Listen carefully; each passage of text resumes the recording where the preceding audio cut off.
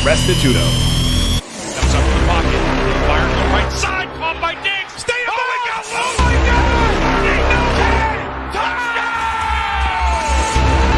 Are you kidding me? It's the Minneapolis Miracle.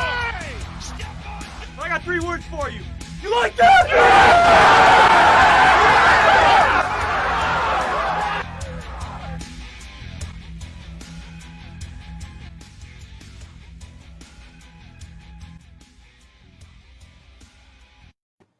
Welcome to the Rest Stop, another episode live on this Tuesday, October 20th, 2020. I'm Brad Restituto. You can follow me on Twitter at Brad the Believer, and my cohort Spencer the Wiz with me every Tuesday and Thursday, live from Las Vegas, 9 o'clock Pacific time.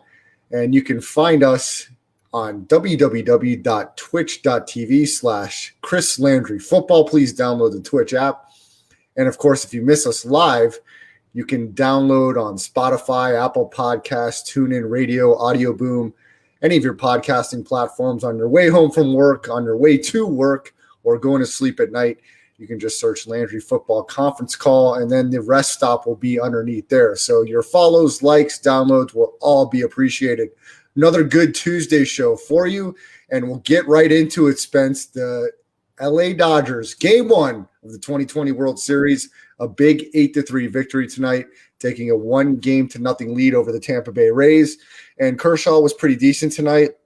It was the bats of the Dodgers that put them over the hump. A few big innings, converting with runners in scoring position. Mookie Betts had a very nice game, great base running, great hitting. Cody Bellinger. The whole cast of characters for the Dodgers came through and got them a very nice Game 1 win tonight, 8-3 over the Tampa Bay Rays. Yeah, the big story is Clayton Kershaw, I think, played great during that little pitching battle. Ended up pretty much winning when Cody Bellinger hit that huge home run. So, yeah, Kershaw and Bellinger seem to be the story of the World Series so far. I don't want to just say it's going to go to the Dodgers, but it sure did feel like the two best teams were playing in the NLCS. So we'll see what Tampa Bay can do to respond. If they start going down 2-0, then I feel like it could start to avalanche a little bit. I agree, Spence. And I think this matchup does not favor Tampa Bay as much as the other ones. And Tampa Bay gets it done with a lot of the little things. And it just seems like the Dodgers bats will be too much in this series. But Spence, we've seen it throughout professional sports this season. When we count a team out, they're not quite dead yet. And that was the Dodgers the last series as they got down 2-0. And it was the Astros this past series down 3-0. And they came all the way back to force a Game 7, but they could not get over the hump. Nice win for the Dodgers tonight. And you were talking about it with me off the air, Spence. This could be 2 titles for the city of Los Angeles before 2020 ends. And that doesn't sit too well with you, Spencer the Wiz. No, I don't like LA that much. I love like Disneyland and stuff like that, but that just doesn't sound right. But they do what they do. It's nothing I can do about it, you know.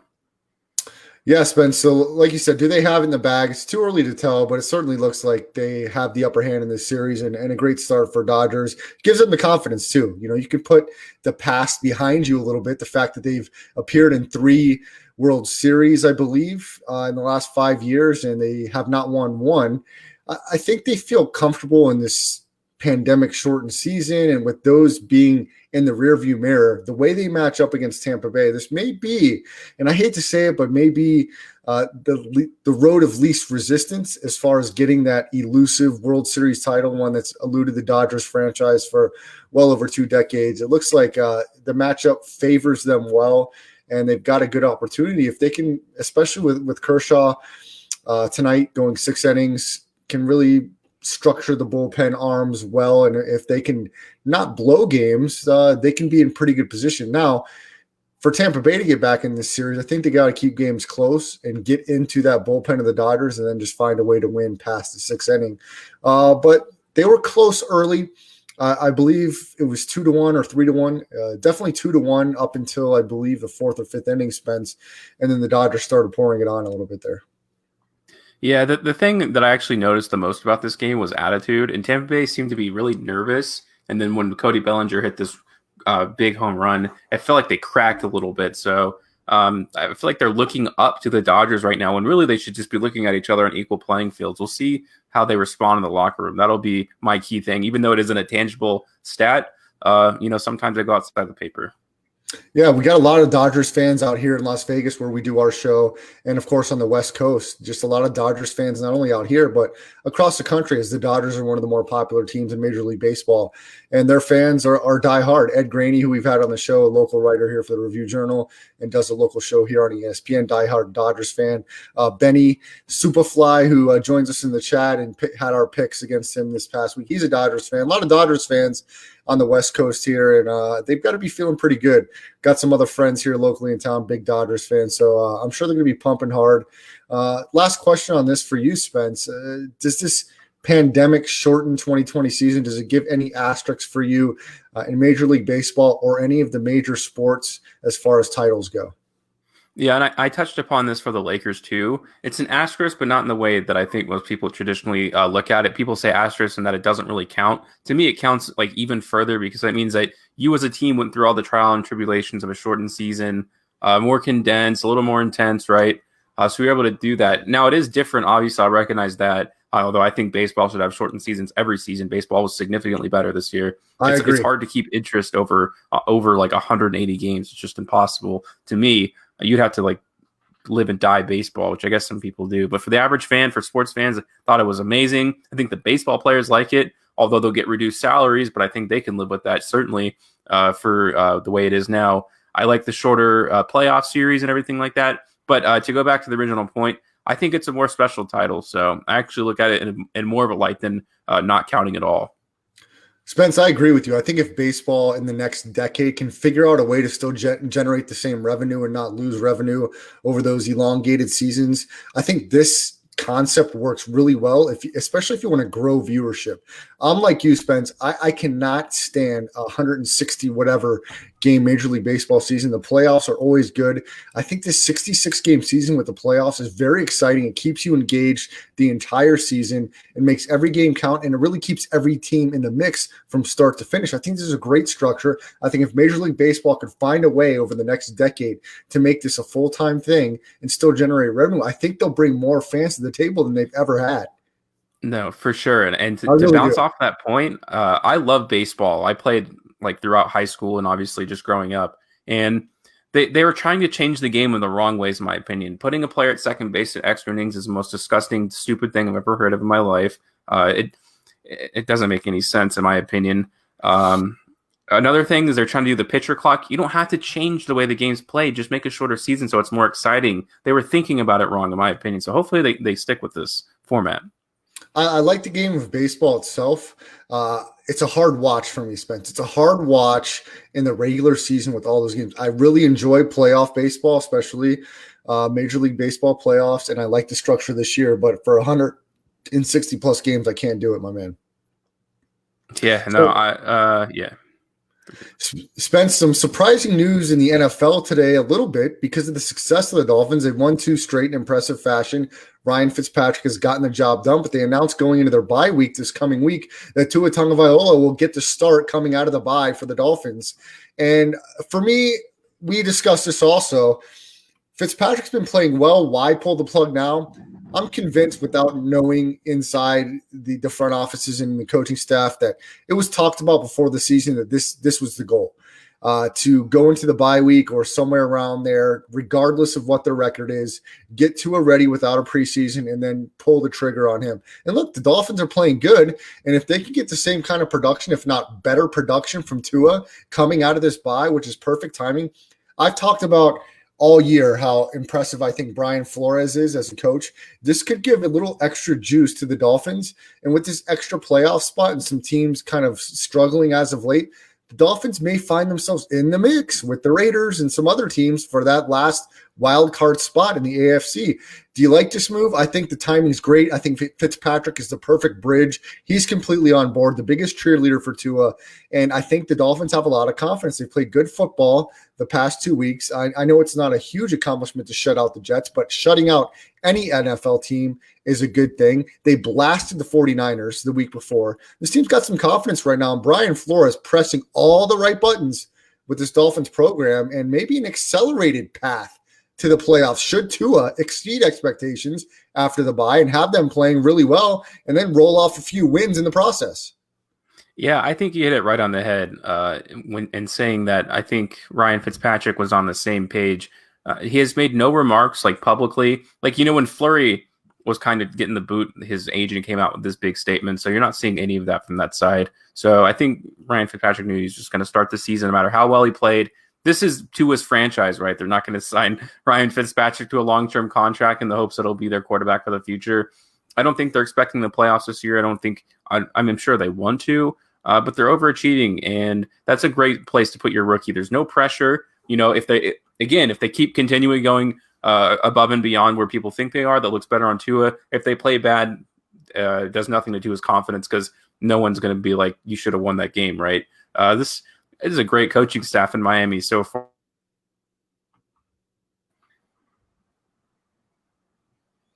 Did I cut out? Sorry about that. Yeah, you cut out a little bit there. I was just giving compliments to Miami's coaching staff there. That I think they're doing a great job so far.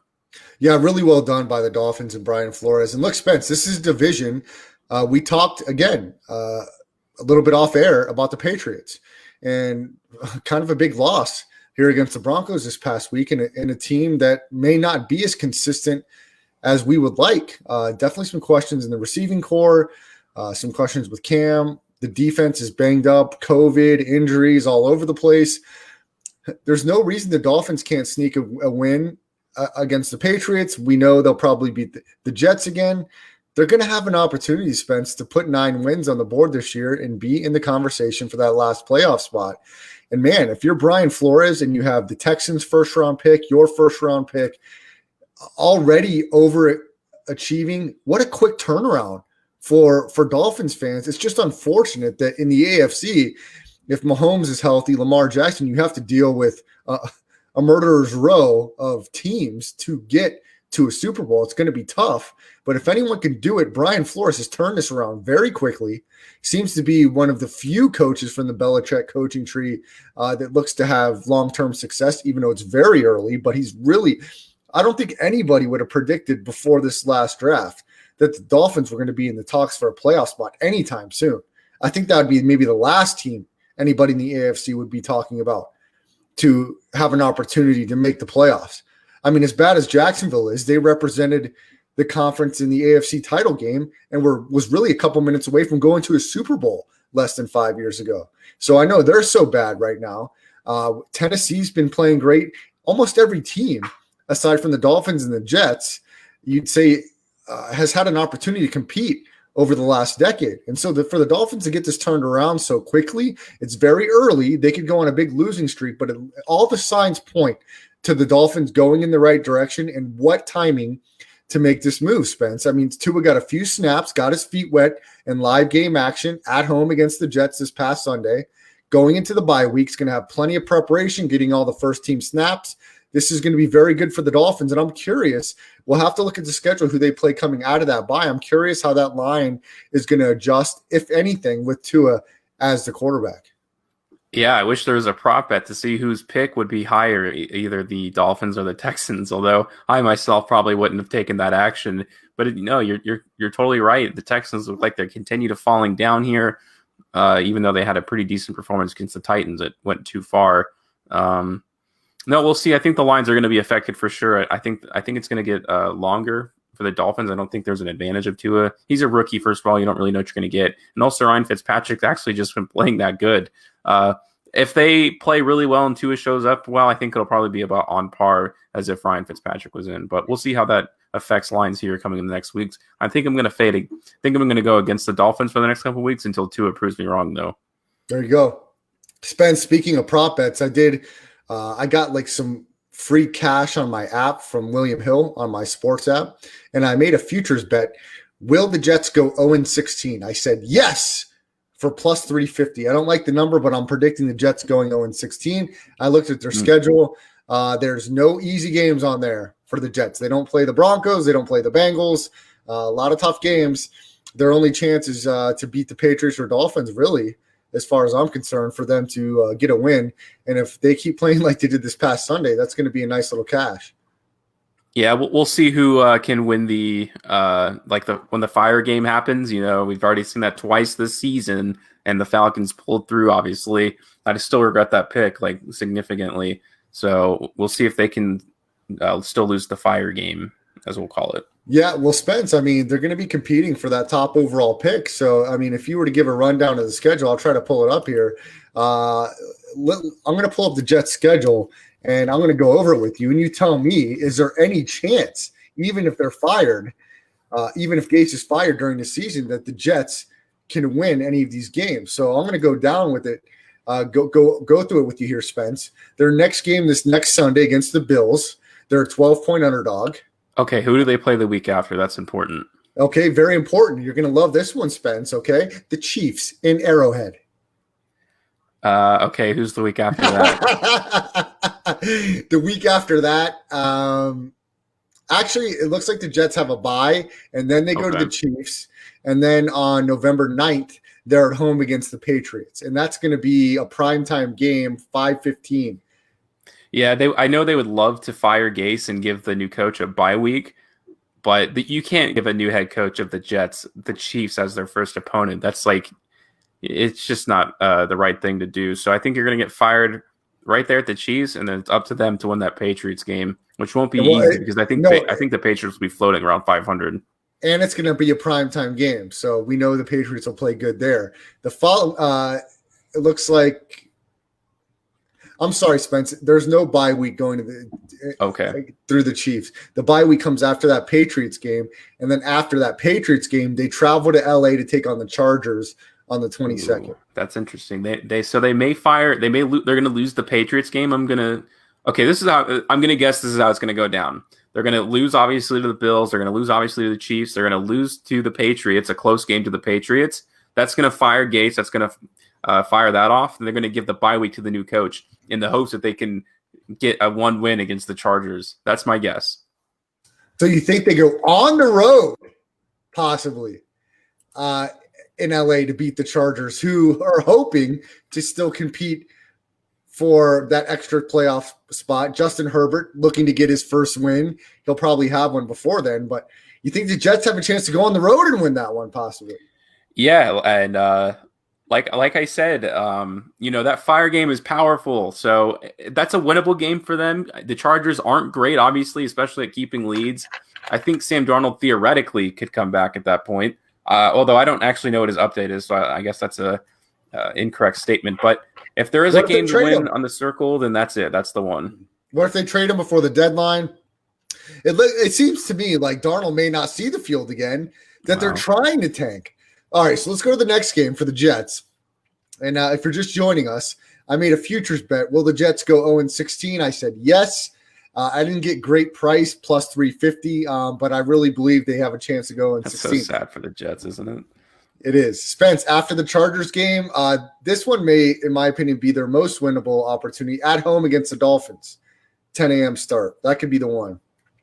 Yeah, that's a tipping point right there. So I think, like I said, I think they're going to get that win against the Chargers off the fire game, and they might continue the game. They may continue it for one more week, so they'll have 2 wins, and then he'll get the. Oh my gosh, was it Gates who had that winning streak? I actually think it was, and then he got hired. No, I'm thinking of Kitchens. I think who was the coach for the Browns who got hired from the Dolphins for no reason basically and he got fired pretty soon after. From the Dolphins? I'm trying to think. There was a coach who had a. I think I'm thinking of Gates, who had these miraculous wins at the end of a season, and he was just given jobs because of it. So I'm thinking that happens again. I think he gets 2 wins. The Bears. Gates was with the Bears. Is that who you're thinking of? Maybe, I don't know, but I think he's going to get the treatment. Oh, he got 2 wins in the Jets organization. The way that they are, you're like, this guy must be the future of our organization, and it'll probably be bad again. Okay, so after they're at home against the Dolphins, then we go into the final stretch of December games, or the beginning of the December games and the final stretch of the season. They're at home against the Raiders. I think they lose that game. Then they travel to Seattle to take on the Seahawks. Okay, and then they're back east, back east, back west, back east, back west, again to take on the Rams. And then they go back east again, home against the Browns. And then they finish up against the Patriots in Foxborough. So it's definitely possible, but I think that Chargers Patriots will be their 2-game winning streak this season. That's my prediction. That's your prediction. So we'll see. Dave, you just missed it. We were talking about Tua in detail. You joined just a little bit late. Of course, he's getting the start coming out of the bye week, and the Dolphins playing really good football. So an opportunity for the Dolphins to try to find themselves in the conversation for a playoff spot with this expanded playoff situation here in 2020 and playing good football right now. It looks like the timing could be very well executed for the Dolphins to get Tua under center for Miami. Spence, let's hit the games from last night as another Monday night doubleheader. Let's start off with the Chiefs. I believe they traveled to Buffalo to take on the Bills. The Bills fell and they lost 2 straight, and the game was pretty low scoring. And the Chiefs, they won 26-17, and they had a lot of success running the football. They ran the ball from first half to second half. Clyde Edwards-Helaire ran the ball really well. Their backup running back had some good runs. Mahomes on third down, on fourth down, it didn't matter. If he didn't have a receiver, he found ways to get first downs with his legs. And to me, this game really wasn't in question as Buffalo kept it close at times. But it seemed like the Chiefs were just in firm control. A big fumble before half by Travis Kelce led to a field goal attempt by Buffalo that was missed. So it was a close score at the half, but the Chiefs were really in control most of the game. And then they did have a late score, as it looked like maybe in question would have been the spread at 5.5 is what it closed at. But the Chiefs looked like the better team pretty much from start to finish, as Josh Allen, of course, who I'm high on, was under 100 yards passing, I believe, for the first half. So nice win for the Chiefs. And Le'Veon Bell, he didn't play this past Monday night, but he'll be in the mix here soon. Yeah, that's the thing. We saw how successful Helaire was, so you have to translate that to Le'Veon Bell. We'll see. I mean, Le'Veon Bell hasn't been playing much, obviously, through the injuries and all the drama that's been going on with the Jets. The fact that nobody would trade for him, no one would trade anything for him, kind of signals something to me. It could just be the how inept the Jets organization is. So I'm gonna lean towards that way for now until I see something on the field. But I have to imagine Le'Veon Bell in Andy Reid's system is going to have a field day, like he did in his prime days of the Steelers. But maybe he's washed. I don't know. Yeah, Spence. And to answer Corey's question about the usage rate of Edwards-Helaire and Le'Veon Bell, Edwards-Helaire is primarily a first and second down back, and he doesn't get a lot of goal line touches and not a lot of third down carries. So I think Bell will initially start off in that role, and I think he's going to be huge in that role, and he's going to be huge out of the backfield on third down. So Edwards-Helaire has played really good so far. I don't think he's going to see less touches. I just think that they're going to transition Bell into third down and goal line situations. Edwards-Helaire is production-wise, as far as yards per carry, I believe is top 10 in the league, and he's played really well right now. And it's hard. It's hard to manage both of those. When you have such an explosive passing game, Spence, and then trying to stop the run, it's tough. And the Chiefs are doing a good job with Eric Bieniemy pulling the trigger, calling plays. Dave seems to think that the Chiefs are going to go undefeated, even though they lost to the Raiders a couple weeks ago. He must, if you saw Dave's Facebook page, he must have been trapped in a load of laundry when that game was played last week. Nice. So. Yeah, Tominator's in the mix. He's a Jets fan. Tominator, I had a free bet, and I put it on the Jets to go 0-16. So I'll get 3.5 to 1 on my money. We'll see if it happens. Spence seems to think they'll find a way to pull off 2 wins in a row. So nice win for the Chiefs, Spence. And, of course, you were right on your picks there. I don't know why I decided to take the Bills, but a nice pick by you, as you've always been high on the Chiefs. Although your lowness on the Raiders looked very bad, your analysis. You said they were one of the worst teams in the entire league, and they went ahead and hammered the Chiefs 2 weeks ago. Yeah, I can talk about the Raiders for a second. Again, I still think it's a fluke for sure. I don't expect that to go forward, even though I'm not saying this is official, but I think I'm going to go for the Raiders against Tampa Bay here. And I feel grossed out even just saying that. But it just depends, Derek Carr's looking downfield again. Nelson Aguilar is one of the best receivers the Raiders have had since Tim Brown. and Jerry Rice back in 2002, 2003. I've mentioned that before. But I did, for just one moment, want to touch upon the Le'Veon Bell situation and the usage rate. Wow. I actually think that Allaire is going to find a way to keep production in this team. I'm not convinced on Le'Veon Bell yet. Again, zero teams wanted to trade for him. I wouldn't, at that point, if they were going to release him, I'm sure they were asking for nothing, like late round picks. So he must really be that bad in the locker room. He could change his demeanor and everything with Kansas City, but I think he's going to think everything's got made for him. So if you can buy low, whatever that means for your fantasy league, I guess you'd have to tell me what the trade is. I'm always open to that kind of thing. Let me know what kind of trade package you could put for Allaire. I'm keeping him on my watch list, and I may try to put a few trades in my own fantasy league for that as well. Spence, I don't see Benny in the comments yet, but Corey is there. We may have to, in the next few minutes, pull out the little piece for his losing a couple weeks ago, and we'll get into it because Spence keeps the crown for the rest stop. So hopefully a few people stick around to see that, because I'd like to play that again if we could, Spence. Let's talk about the second half of that doubleheader last night and the Dallas Cowboys. Wow, did they look bad? And the Cardinals had their way. They won easily in blowout fashion. And Kyler Murray, he wasn't that great on the long ball. No, he was terrible. 9 of 24, if I'm not mistaken. He was very inaccurate at times, made a couple good throws, but by no means his best game. And Andy Dalton was awful. The Cowboys turned the ball over 4 times. Zeke Elliott was terrible. I mean, how stupid does that damn tattoo look now? Feed me. He doesn't have a six-pack. He can't hold on to the ball. I mean, he needs to change that thing to something else, like hold on to the ball or something. I mean, this is awful performance by Zeke, awful performance by the Red Rifle, and the Cowboys and Mike McCarthy, they're on Dream Street right now, Spence. Yeah, I have inside information.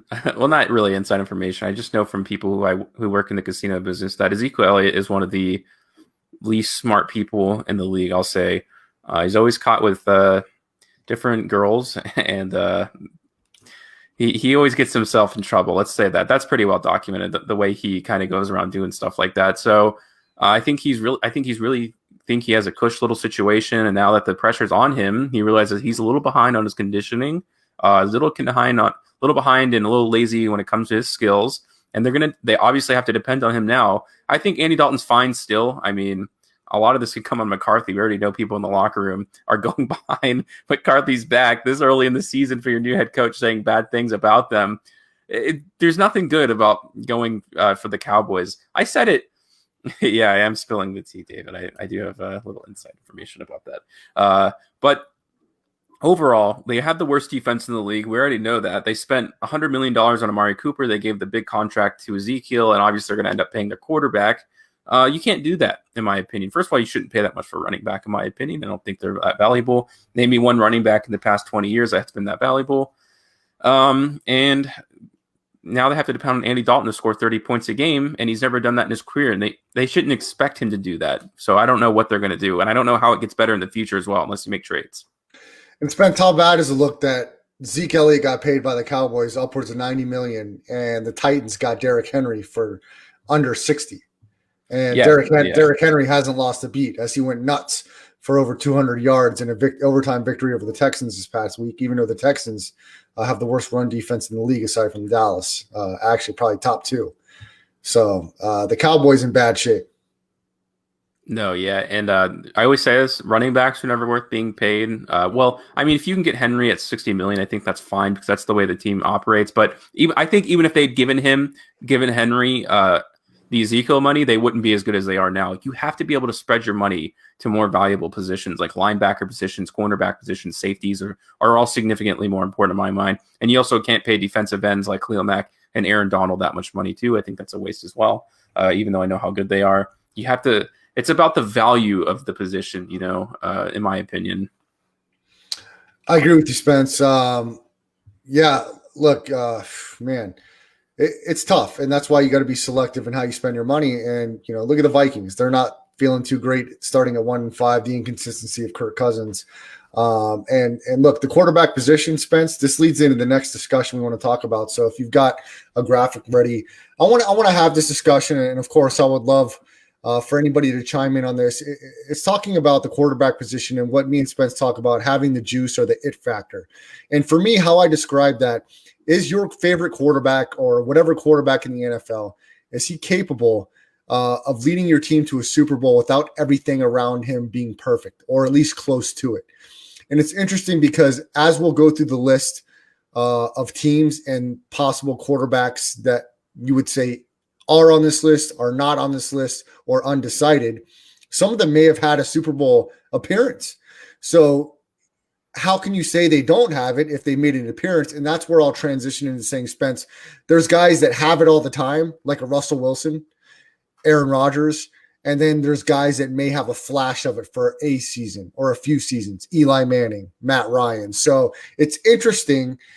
Guys that have it and always have it, those are a list of a few, or guys that have that potential, or guys that will never have that potential.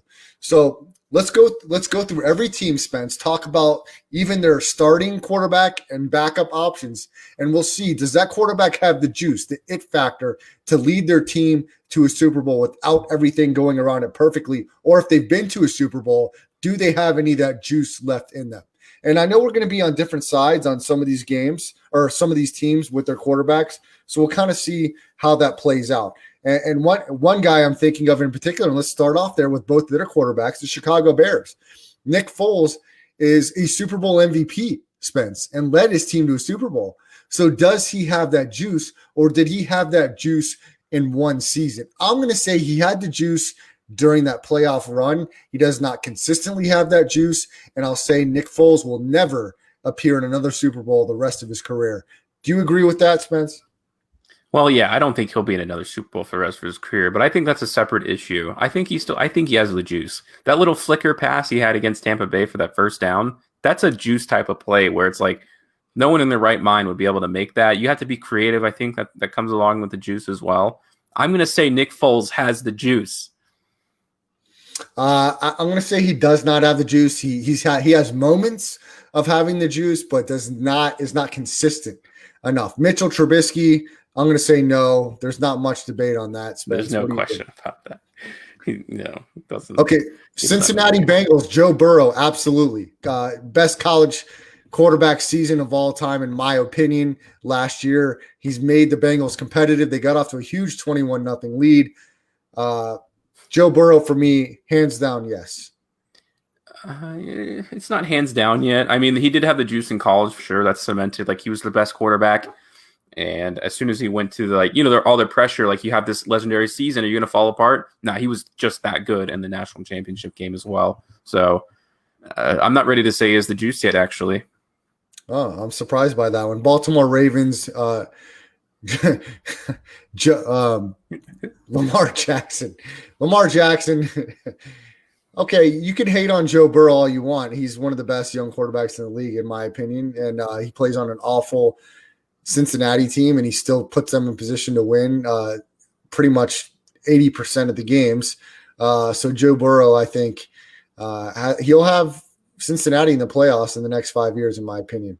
Lamar Jackson, this is a tough one because he's the reigning MVP. But I initially prefaced this conversation, Spence, by saying, is this a guy without everything going perfectly around who can take your team to a Super Bowl? I'm going to say undecided on Lamar Jackson having the it factor.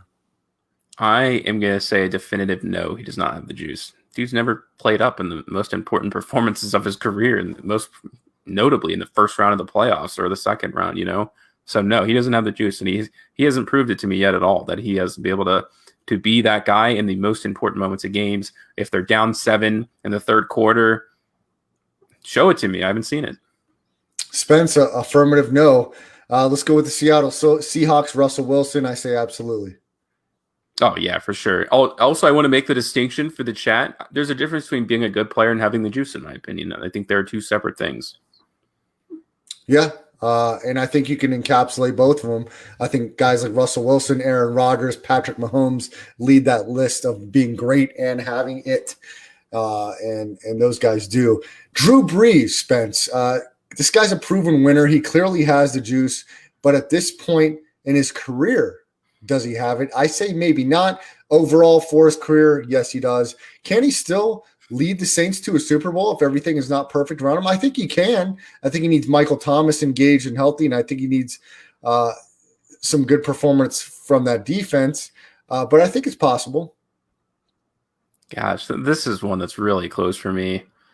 Did he have it during the Super Bowl season is really the real question, because other than that, he's just been a great quarterback, a solid guy. I'm going to say no.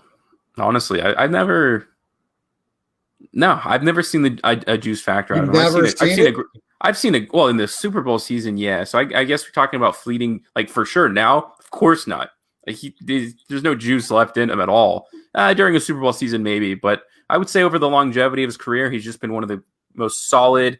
This is one of the best quarterback in the league guys, but I'm talking about juice. Spence, this guy is top 3 in almost every statistical category from the quarterback position. I said they're different things. I think he's a great quarterback. I just said he doesn't have the juice. Spence, have you ever seen him before a game? How he gets everybody fired up? There's some juice in that. I can make cool pregame speeches too. Come on, man. We're talking about like when it comes down to it in the fourth quarter, I'm going to hold you to that. You said you can make some pregame speeches, so we're going to have a segment, and you're going to be put to the test promo style, wrestling style. Spence giving a rest stop halftime speech to fire up the troops to get them to come alive in the second half. I got it. I can do it. All right. Speaking of coming alive, the Las Vegas Raiders, Derek Carr, does he have the juice, Spence? He used to. I think he legitimately used to have the juice, and not like for a season. I think it was going to spread throughout his career. We saw that in the season that he hurt his. I think Spence cut out there. No, yeah, I think I'm back now. Sorry about that. I think he did for a little bit, but that vertebrae injury, I think it just changed his demeanor in life. And I saw a flash of it last week or whatever, but we'll see if that stays around. No, he doesn't have the juice, but he used to at one point in his career. I really do think that. And that's, I almost said David Carr, but Derek Carr of the Las Vegas Raiders. Let's go to the Washington football team, and there's a plethora of quarterbacks on their roster. Let's start with Dwayne Haskins. I'm going to say no. No, Lord, no. How about Alex Smith? I've said how big an Alex Smith fan I am. I'm going to say yes to Alex Smith. I tend to agree with that. I feel like he's able to make enough plays. To come back from almost having your leg amputated, you absolutely not only have the juice, you have everything running through your blood in your veins. That's called motivation, not juice. No, this is called juice, Spence. To have the will to come back and to play professional sports after almost losing your leg, that's juice. Okay, I'll concede then. It says it right here. I was already almost going to say that, but I'll agree with you. I think he's got the juice. Okay, Houston Texans, Deshaun Watson. Yeah, for sure. I mean, we've seen some great game-winning drives from him. I'll take that for sure. I think he has it. Matt Stafford. This is an interesting one, and I know people go back and forth. I'm going to say yes. He's had like 3 5,000-yard seasons. I know I just said it doesn't matter if you're good or not, but he does seem to have an edge to him, and he's like he likes to play up in those big moments. I'm going to say yes. I wish he played for a better team in his career. It'd be so interesting to see what he could do. I agree with that, and actually, if you take the stats, he does have quite a few fourth quarter comebacks. I think it's the Lions, not Stafford. Yeah, and I want to bring this up, Corey. Yes. Tell me what Lamar's done. He's good. I'm not saying he's bad. Watson has done more in the playoffs than Lamar's done in his career. What are we talking about here? And by the way, Watson is a national champion. Okay, can you say that about Lamar? I mean, come on. The guy he put Clemson on the map. Okay, so get over it. Sorry, your Ravens choke against the Titans in the playoffs, and they can't win a big game. Deshaun Watson is a champion, and he was hindered by that idiot Bill O'Brien. He's won a national title, you jackass. That's what he's done, and he's had an idiot coach his entire NFL career. Yeah, in college. Okay, that's how he got drafted. The same with your guy, Lamar Jackson. They have to go to college in order to turn pro. Okay, the Ravens can't do anything in the big spot. He's got no juice. The coach, Harbaugh's got juice. The quarterback, not yet. Win a playoff game. Get to a Super Bowl. Okay, let's let Deshaun Watson, now that he's going to have a new coach, turn the leaf and see what he can do. He absolutely has the juice. Yeah, the juice meter too. What happened when they played the Chiefs? This was supposed to be their coming out party. Look how great we are. They got embarrassed. He had like what I think he had like no passing yards, like 97 passing yards. That's a juice meter, man. Those are the games that you're supposed to show off what you can do. And I believe in Deshaun Watson's second season as a pro, he had a stretch of 4 games going on the road, almost beat like a 14-win Patriots team, like 1 inch away. It had like 3 road games in a row where he was lights out, almost leading a terrible team to victory. So please with this Deshaun Watson hate. Carolina Panthers, Teddy Bridgewater, Spence. Yeah, he's the ultimate game manager, but I haven't seen anything that puts him above that. It's a tough one for me. Of course, I'm biased in being a former Viking. But I think to come back from the injury he's came back from takes a whole lot of intangibles. I'm going to say undecided. I think he does have that potential. This is a young Panthers team, Spence, that has a first-year head coach, a lot of pieces around him that he has not had an offseason with. Let's see if they stick with Bridgewater over the next 2 or 3 years and then maybe have a bridge for him. But I'm going to say undecided right now. New England Patriots, Cam Newton, former MVP, has made a Super Bowl appearance, Spence. So is this guy also a national champion? Is this somebody that's had the juice and maybe lost it? No, I think he still has the juice for sure. Like that playoff run that he had, I think he has the juice, especially because he doesn't have all the skills necessary to be a successful quarterback. He isn't a very accurate passer, but he's able to will his team forward. That Panthers team had a great defense. Like, I'll give you that. But all of that, like, he's the reason that they were in the Super Bowl that year. So I'm going to give that to him. All right, Matt Ryan, Atlanta Falcons. Made a Super Bowl appearance. He used to have it. He used to be Matty Ice like that. I used to be a pretty big fan of Matt Ryan, like 5. He doesn't have it anymore. Yeah, I think he was one of those that had it for a year, MVP season, but does not have it consistently. Cam Newton, I'm going to lean towards yes. I'm going to give Cam the benefit of the doubt. I think he still has it. I think he has an opportunity. I don't know what he'll do to finish the season in New England. He's not getting a lot of help at the moment, but I still think he'll be really competitive. Kyler Murray for Arizona. No, I'm not going to say that Kyler Murray has the juice. No, I don't know. It doesn't sit right for me. He's not developed enough as a passer to like give himself enough juice to perform in high moments. And obviously he hasn't done it yet at all. I'm going to agree with you there. Kirk Cousins, Minnesota Vikings. I'm going to say no on that one. 100% no, absolutely not. It's time to tank. It's time to get rid of Cousins, even though it's going to be cap hell to try to get rid of Cousins. But this guy is not going to get you to where you want to go. You've got to take a chance on one of these young quarterbacks. Hopefully you can get Justin Fields, Trevor Lawrence. I don't know. The Vikings need to go ahead and tank because they've got too many good pieces around Kirk Cousins with Justin Jefferson, Irv Smith, Kyle Rudolph, Adam Thielen, Dalvin Cook, Alexander Madison. It's just really unfortunate that Kirk Cousins has to hinder this team, as his first pass on Sunday was an interception. Just awful. He's up there with Andy Dalton in my book right now. Dak Prescott, when healthy, Spence. It really felt like he did, like in that rookie season, but it's just kind of dissipated, you know. And I don't feel it from him anymore. And this injury is obviously going to be a pretty big blow to his play as well.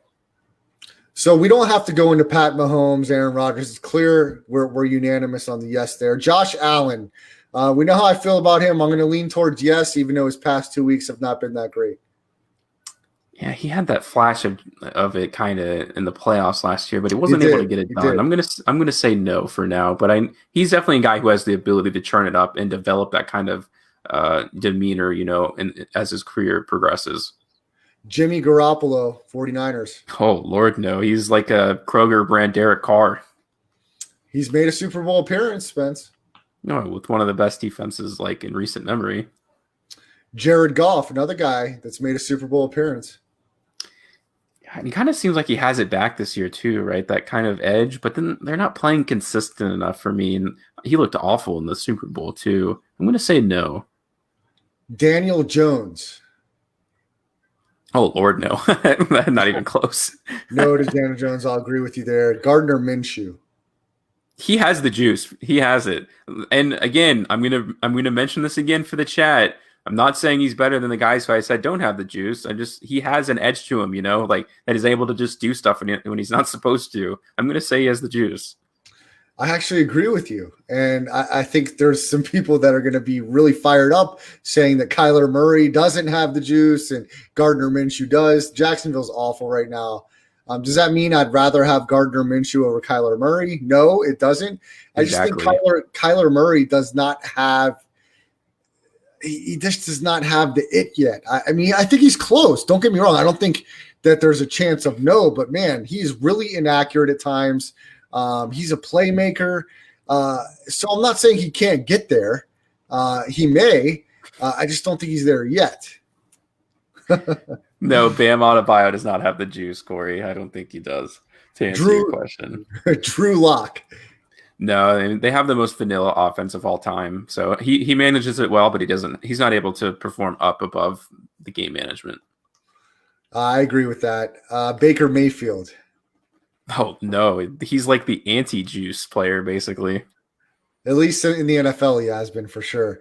I think we haven't hit my favorite guy yet. Phillip Rivers. Oh, dude, he's like the epitome of what it means not to have the juice. This guy is a career pick. I know I'm in the right reality when Phillip Rivers is down 7 with 2 minutes left to go in the game, and it's almost guaranteed that he's going to throw an interception in those last 2 minutes. He's already done it this season. Yeah, although he had a really nice win here this past Sunday. Tom Brady for the Buccaneers, of course. Yeah, of course, Tom Brady. He had that goofy little 4th down thing, but I think he still has it. You saw it in the Chargers game. That's juice incarnate. Carson Wentz. I say yes. It's Carson Wentz. No. What do you mean no? He scored 22 points in the 4th quarter. He got loss. Come on. He's got no help around him. He's got nobody. Well, I mean, that's to be determined, but I've never seen him take it above himself to win a game. I disagree. He was an MVP before he got hurt in that championship season for the Eagles. That was Derek Carr. Well, he didn't win a playoff game. Well, neither did Carson Wentz. Yeah, exactly. Spence, why we have Corey here? Let's hit him with what he missed last week, because we got to review the picks of Week 6.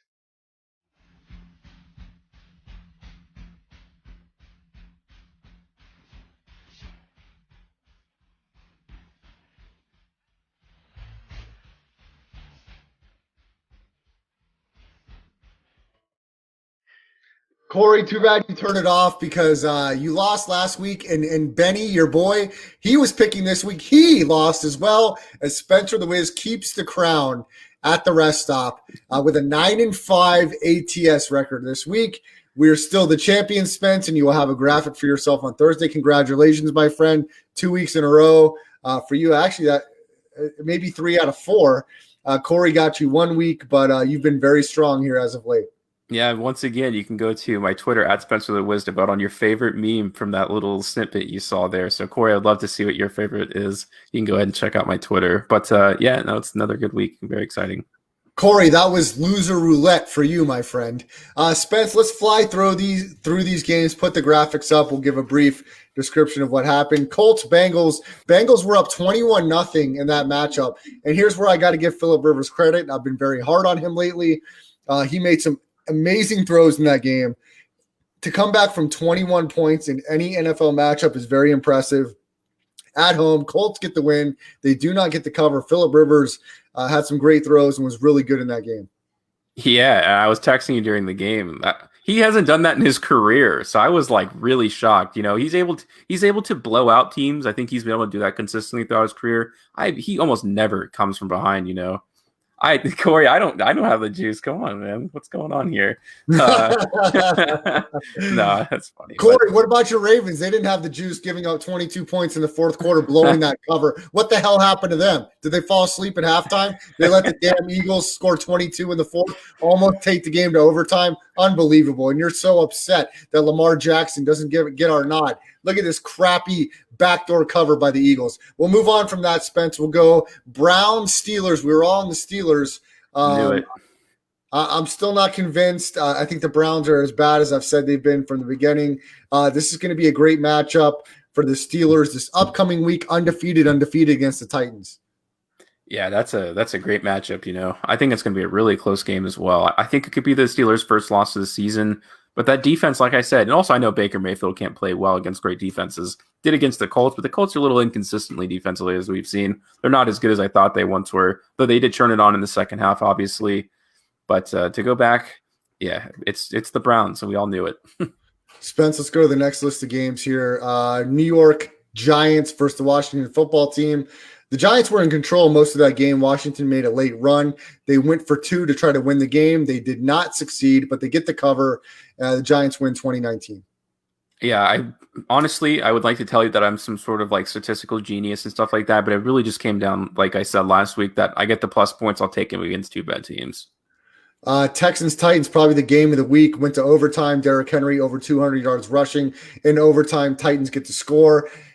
They score first and the game and the touchdown for 6. So that game looked like it could be in the favor of the Texans covering, but that overtime touchdown propelled the Titans stay undefeated. Yeah, I was sweating that game a lot when I was watching it. I saw it early. It's like, that game's fine. I knew it. They were going to blow them out. Texans did well to come back, but yeah, it's just that full energy they had of the new coach it's going to dissipate as time goes on. Spence, the next game we talked about it and we put it on our social media, Twitter, Facebook. We said it was our lock of the week. We didn't realize why that number was so small. Lions get the easy victory over Jacksonville, who since week 1 has pretty much disappeared. Yeah, DeAndre Swift is good. They have some great players on defense. Jeffrey Okudah, I'm a big fan of. They have a really good linebacker who they picked up from the Patriots as well. I'll say it again. I think they should be a playoff team this year. It'll be a little difficult for them to do it now, coming back from so far, but this will be a 7 or 8 win, 9 at best Lions team, and they should be better. Next list, Spence, and this one was tough for me. All the sharps here in Vegas were on the Bears, but as you know, I will not be picking the Bears the rest of the year, even though I may have agreed with the sharps. I refuse to pick them. It was another disgusting performance by the Bears, as they're the worst 5-1 team you've ever seen. Spence seems to think Nick Foles has the juice. Nick Foles doesn't know what he's doing from play to play. He makes one good throw, one bad throw. Matt Nagy looks like an idiot. But you were right. They came back down to earth, the Panthers, and the Bears get a road victory, and they cover the spread.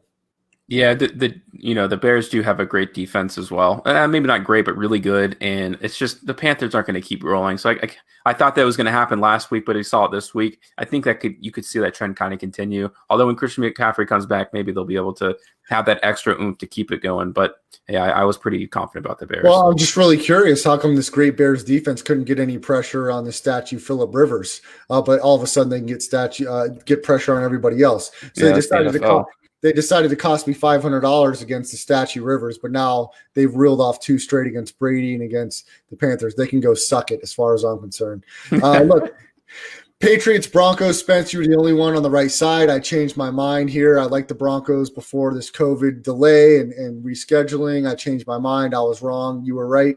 Nice win for the Broncos and Vic Fangio. Yeah, I didn't think that they were going to win the game, but the thing that tipped it was Drew Lock. Again, like I said, he's a great game manager.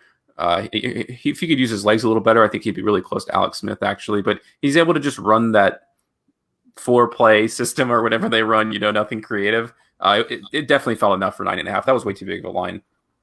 They got some weapons there in Denver on offense. Their defense is still competitive. And Spence, I talked about it last week, even though my record has been awful, how these division games can be very close. There's so many of them that went very closely. A couple of them that didn't, were Browns, Steelers, and then Dolphins, Jets, but 49ers, Rams was close. What I'm getting at is the Broncos have a few division games coming up, and they'll be big lines against the Chiefs, but these are games that may be close. So it's going to be interesting to follow. The next game, there's not much to be said. Why I was on the Jets, I don't know. I was kicking myself as I was picking it, but they get destroyed 24-0. And I've since doubled down on never taking the Jets again, betting them to go 0-16. So the next round of games, Spence, Packers, we were all on the wrong side there. And it wasn't really Tom Brady that stuck out. It was that Tampa Bay defense that dominated. Green Bay got off to a quick start, 10-0, but then it was all downhill after that. Yeah, for sure. I was shocked. I was just watching with my own eyes, waiting for the Packers to wake up, and they just never did. So we'll see if Tampa Bay can really keep this going. I mean, the impressive comeback against the Chargers, and now they finally beat a real primetime team. I don't count the Saints. I don't think they're that good. So we'll see what happens from here on out. Well, Spence, you don't have the numbers up that we took when we did the picks because those were from the William Hill app when we did the picks. This Bills Chiefs line was 3 or 3.5 when we took it.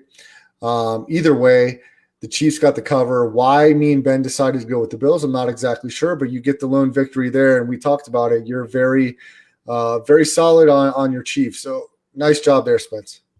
Yeah, I hate the Chiefs, but I know how good they are. It's basically what it comes down to. Atlanta Falcons, you talked about it, but you went the other way. And, of course, I've been on the wrong side of the Vikings 6 straight weeks.